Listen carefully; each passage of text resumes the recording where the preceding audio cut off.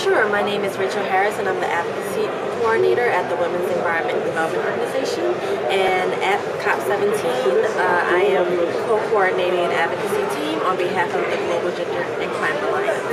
And I'm Bridget, also working for the Women's Environment and Development Organization.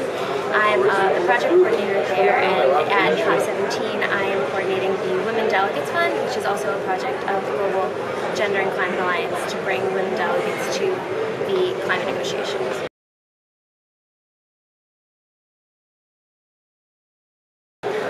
Over the last week and a half, we brought an advocacy team of women from all over the world, really to advocate for a gender-responsive outcome to any type of agreement that comes out of Durban and into any future agreements, hoping that some gender issues can be brought up into those agreements. So we have been working very diligently, attending not only side events, but also attending the negotiating meetings with parties, engaging with parties on possible texts that can be included so that the outcome is gender responsive.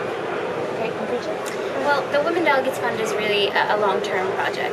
It's been supporting women since 2009, and really for 2011, we've had a very core group of women, about 10 women that we've supported to a number of these meetings.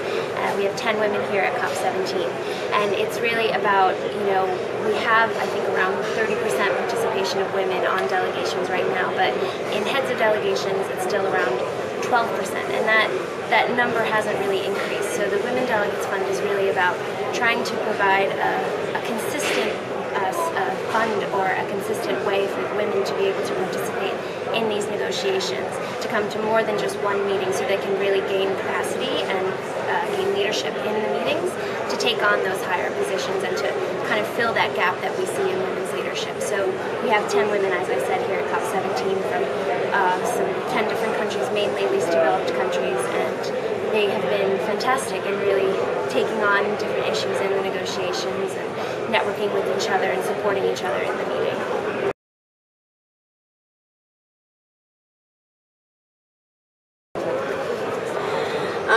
In our actions to address climate change, I think one of the main reasons why we have an advocacy team here and really pushing for parties to take on texts that are gender responsive is because we think that these are important international documents that will eventually trickle down to the national level. And in terms of what happens at the national level and how these documents can be translated, and bringing women and empowering women to understand, first of all, what's happening here and what their countries are doing on behalf of their population and on behalf of essentially half of the population as well, or both halves of the population really, so that they can, when they go back home, when the delegates here go back home, and when the women who come here go back home, they can hold their countries accountable to what they've agreed to at COP15 and really COP17, and really have them working for them and participate in the policy making that will happen at national level.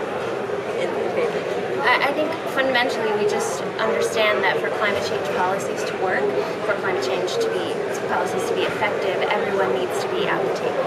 Everyone needs to be equally there sharing their perspectives, and we need to make sure that those who are sitting at the table are representing that diversity of perspectives, that diversity of understanding of what's happening in the world. And if the reflection of those who are making decisions is not what we have kind of in our population, if half the population isn't equally as represented, we're not going to have as an effective solution to climate change. So I think that for us, making sure that we have this way to support women and their leadership in these negotiations to bring their perspectives and expertise is incredibly important. I agree. Thank you so much for joining us, and good luck with your work. Thank you.